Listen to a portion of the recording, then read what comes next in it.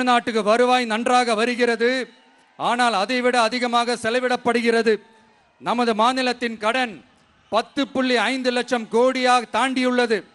கடந்த 70 ஆண்டுகளில் நாம் வாங்கியதை விட இந்த 5 ஆண்டுகளில் அதிகமாக கடன் வாங்கப்பட்டுள்ளது. நாம் இப்படியே தொடர்ந்து செல்ல முடியாது. வட்டிக்கு செலவிடப்படும் ஒவ்வொரு ரூபாயும் நம் பிள்ளையின் கல்வி, நம் குடும்பத்தின் மருத்துவம், நமது கிராம சாலை ஆகியவற்றில் இருந்து திருடப்பட்ட ஒரு ரூபாய்க்கு சமம்.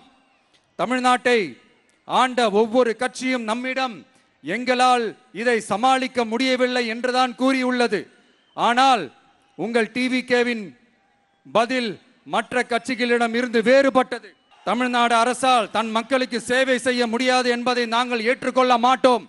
மக்களிடமிருந்து வரியாக ஒரு ரூபாய் கூட கூடுதலாக பெறாமல் அதிக வருவாய் ஈட்டி முறையாகவும் குறைவாகவும் செலவிட்டு முற்றிலும் புதிய வருவாய் வரும் வழிகளை உருவாக்குவதே நமது இலக்காகவும் பதிலாகவும் இருக்கும்.